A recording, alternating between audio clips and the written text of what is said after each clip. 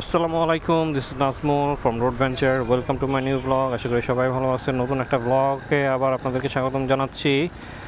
আজকে এখন সময় হচ্ছে 12টা 51 বাজে, প্রায় 1টা বেজে গেছে। আজকে শনিবার একটু বের হয়েছিলাম 2-3টা বাইক দেখার জন্য। বেসিক্যালি ছুটির দিন ছিল, তো চিন্তা করলাম একটু কয়েকটা বাইক দেখি। তো ওয়েদারটাও আজকে আপনারা দেখতেছেন যে ওয়েদারের কী অবস্থা, আকাশ বাতাস মানে সব অন্ধকার হয়ে গেছে। একটু আগে হালকা বৃষ্টি পড়ছে, না আবার মনে হচ্ছে যে কোনো সময় বৃষ্টি নামতে পারে। তো ওই ওয়েদার মধ্যেই আস্তে আস্তে আগাচ্ছি। ওকে, চলুন আপনার সাথে আজকে কিছু শর্ট একটা ডিসকাশন করি। আজকের ব্লগটা খুব একটা বেশি বড় করবো না, ছোট একটা ব্লগ দেবো আর কি। তো আজকে ব্লগটা বেসিক্যালি হচ্ছে গিয়ে পালসারের F250 এবং জিক্সার 250 নিয়ে আর কি। তো আমার লাস্ট ব্লগগুলোতে যারা দেখেন আর কি, তারা অনেকেই আসলে আমার কাছে জিজ্ঞেস করতেছিলেন, বলতেছিলেন যে ভাই পালসার F250 একটা রিভিউ বানান। আসলে আমি অনেকদিন ধরে বাইক খুঁজতেছিলাম F250, বাট কোথাও পাচ্ছিলাম না। প্লাস আমার নিজেরও হচ্ছে জিক্সার 250টা চালানোর খুব ইচ্ছা ছিল, এই বাইকটাও আসলে ম্যানেজ করতে পারি নাই। তো যাই হোক, ঈদের আমার লাস্ট ব্লগটাতে আমি একবার বলছিলাম যে আমি ঈদের আগে যখন গেছিলাম তখন ওইখানে একটা পালসার F250 ছিল। তো ওই সময় আসলে বাইকটার কোনো ভিডিও করতে পারি নাই। আর এখন যেটা হচ্ছে গিয়ে দেখলাম এই বাইকটা এখনও আছে সাওয়ারিতে। তো একটু আগে গেছিলাম সাওয়ারিতে। তো সাওয়ারিতে যাওয়ার পরে বাইকটা হচ্ছে দেখলাম, বাইকটা টেস্ট রাইড করলাম। প্লাস ওখানে জিক্সারও একটা ছিল, সো জিক্সারের টেস্ট রাইড করলাম। তো ওইটাই আর কি আপনাদের সাথে ভাবতেছি একটু শেয়ার করি।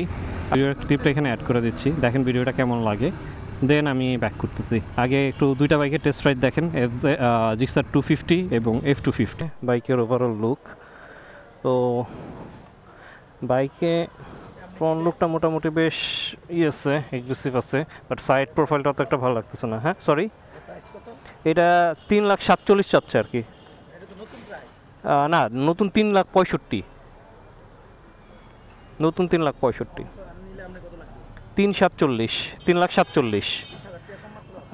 20,000 টাকা কম আপনার হচ্ছে, আবার রেজিস্ট্রেশন করতে গেলে 20,000 টাকা বেশি ওইদিকে।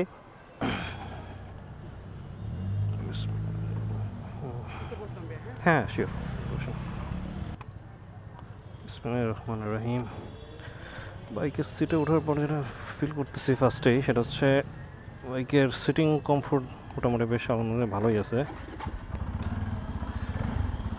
Engine feel smooth. বিসমিল্লাহির রহমানির রহিম।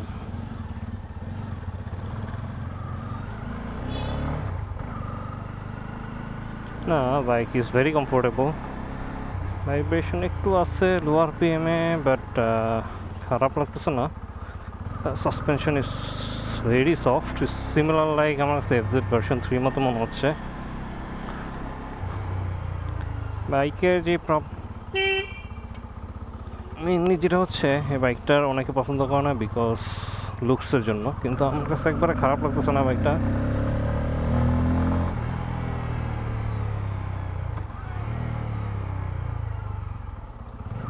স্লিপার ক্লাচ আছে, ক্লাচ বেশ ভালো লাইট।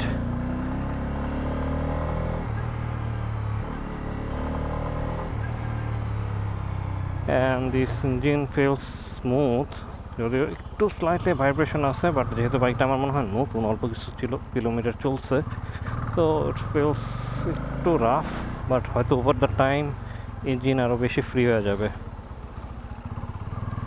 বামে ভাই, আচ্ছা এটা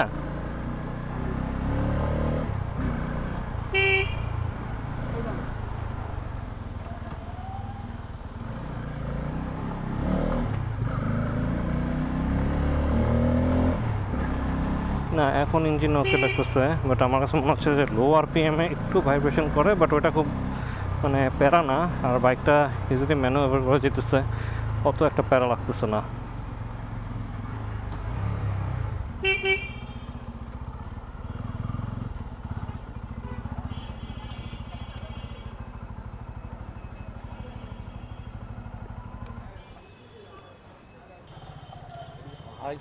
আড়াইশো জিক্সার একই দেখতে, খালি চাকা মোটা। ওকে চলো, এখন হচ্ছে জিক্সার 2.5টা একটু ট্রায়াল দিই। বিসমিল্লাহির রহমানির রহিম। জিক্সার অ্যাজ ইউজুয়াল নর্মাল জিক্সারের মতোই লাগে, খুব একটা লাগে না আর কি।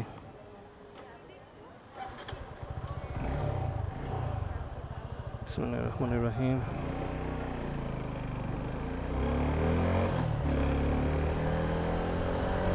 জিক্সার আমার কাছে অ্যাজ ইউজুয়াল জিক্সারের মতোই মনে হচ্ছে। ব্রেকটা আমার কাছে কেন জানি মনে হচ্ছিল ইনটু 50টা একটু বেটার ছিল, এইটা একটু সফট।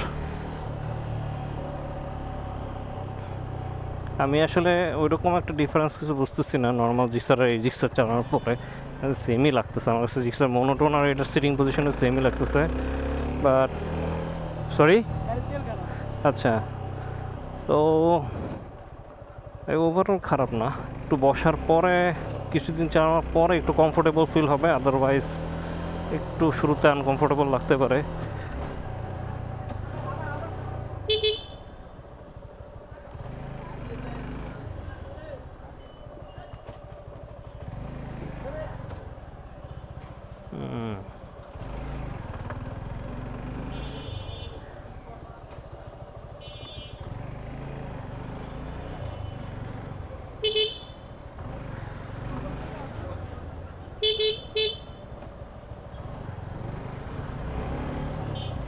সিটিং কমফোর্ট ওয়াইজ দুইটাই ভালো, বাট এটা আমার কাছে অ্যাজ ইউজুয়াল নর্মাল যে জিক্সার চালে যেরকম ফিল হয় ওইরকমই মনে হচ্ছে, আর আমারই কোনো কিছু মনে হচ্ছে না।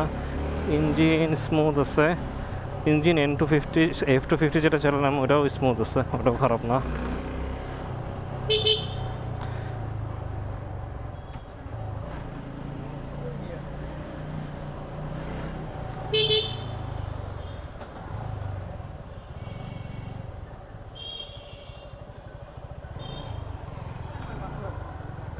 আচ্ছা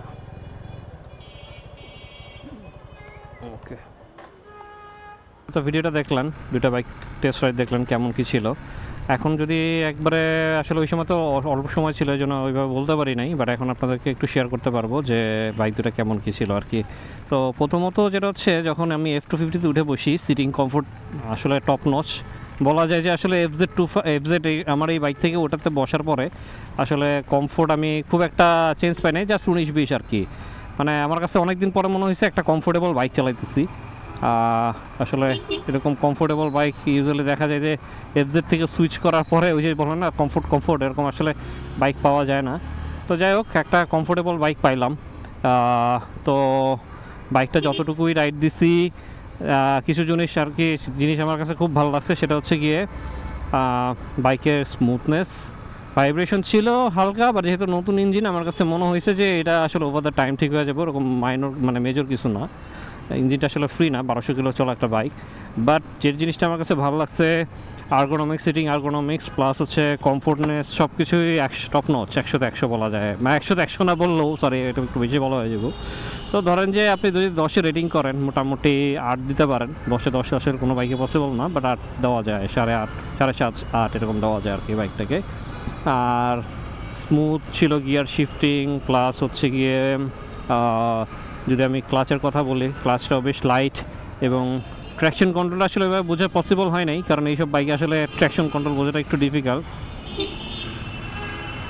তো যাই হোক, বাইকটা সিএনজিটা কী করতেছে, এইসব বাইকে ট্র্যাকশন কন্ট্রোলটা বোঝা একটু ডিফিকাল্ট। আসলে বড় বাইকগুলোতে গেলে তখন আসলে আবার ট্র্যাকশন কন্ট্রোল বা এই জিনিসগুলো ভালো বোঝা যেত। তো যতটুকু বাইকটা চালাইছি, কন্ট্রোল আমার কাছে খুব একটা খারাপ লাগে না। যে ইমব্যালেন্স মনে হয়েছে লাস্ট টাইম আমি বলছিলাম যে N250 আমি যখন চালাইছিলাম আমার কাছে খুব একটা কমফোর্টেবল কোনো কিছু মনে হয় নাই। বাট এখন যখন বাইকটাকে চালাইছি আমার কাছে খুব একটা খারাপ লাগে না, এই বাইকটা ভালোই লাগছে। আর মোট কথা যেটা বললাম যে আমার কাছে সবচেয়ে বেশি ভালো লাগছে যে জিনিসগুলো, সেটা হচ্ছে গিয়ে sitting position, comfort, suspension, feedback, সবগুলোই আসলে 100-100 ছিল। তো এই জিনিসগুলোই আর কি আপনাদেরকে শেয়ার করলাম। অনেকেই আসলে বাইকটা একটু চালাইতে পারলে আরও বোঝা যেত। আসলে অল্প একটু জায়গায় চালাইছি, আপনারা ভিডিওতে দেখছেন কতটুকু স্পেস ছিল। তো আসলে এর চাইতে বেশি তো আসলে পসিবল না।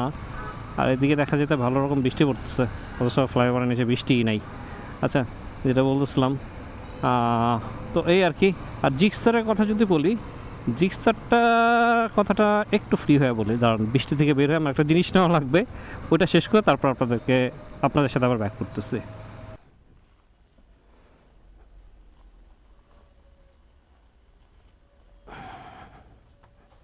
ও বৃষ্টি থেমে গেছে।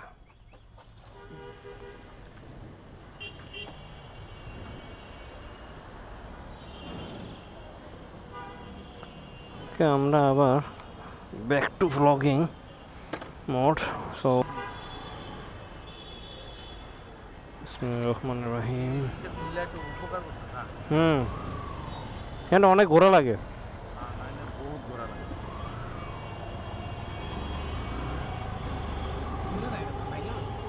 না না খুলছে খুলছে, এই জায়গায় পুলিশ থাকে।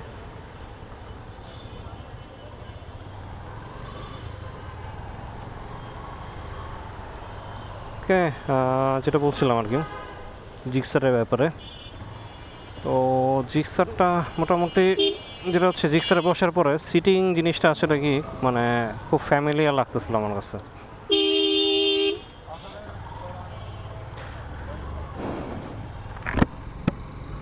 জিক্সারে পুরো জিনিসটাই কমফোর্টেবল, মানে জিক্সারটা যেহেতু আগে চালাইছি, জিক্সারে খুব একটা কোনো কিছু ডিফারেন্ট মনে হয় না। হ্যাঁ টর্ক আছে, বাট ওরকম ম্যাসিভ আসলে টান দিতে পারি না, যেন বুঝতে পারি না। তারপরেও খুব একটা খারাপ লাগে না। সিটিং কমফোর্ট যেটা হচ্ছে অ্যাজ ইউজুয়াল জিক্সারের মতোই, খুব ডিফারেন্ট কোনো কিছু আমার কাছে মনে হয় না। যে নর্মাল জিক্সার 150 যে বসলে যেরকম, এটাতে বসলে একই রকম, বাট এটা যেটা হচ্ছে ইঞ্জিনটা একটু বেশি টর্কি ওটার চাইতে পাওয়ারফুল লাগে।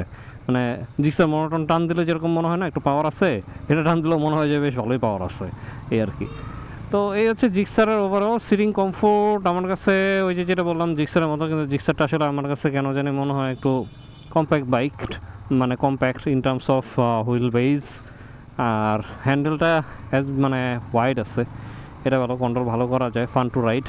কিন্তু যদি আমি এখন মনে হয় যে এই দুইটা বাইক চালানোর পরে আমার কাছে কোন বাইকটা সবচেয়ে বেশি ভালো লাগছে, তাহলে ডেফিনেটলি এটা হচ্ছে পালসার। পালসারটা চালায় বেশি মজা পাইছি। আমার কাছে মনে হয়েছে যে অনেক দিন পর একটা কমফোর্টেবল পাওয়ারফুল বাইক চালাইতেছি, এটাই মনে হইলো। যেটা আসলে অনেক দিন ধরে খুঁজতেছিলাম যে একটা কমফোর্টেবল বাইক দরকার, যেটা মানে কমফোর্টের সাথে সাথে পাওয়ারও আছে। সো এটা মনে হলো পালসারে আছে আর কি। তো এই আর কি এই হচ্ছে অবস্থা। সো আপনাদেরকে শর্ট একটা জিনিস শেয়ার করলাম। তো এখন বৃষ্টি পড়তেছে, আর ব্লগটা এখানে আসলে আর এক্সটেন্ড করবো না, এখানে ব্লগটা শেষ করে। যদি আপনাদের এই ভিডিওটা ভালো লাগে তো প্লিজ একটা লাইক দিবেন, and don't forget to subscribe my channel. Till then সবাই ভালো থাকেন, সুস্থ থাকেন, রাইট সেফ।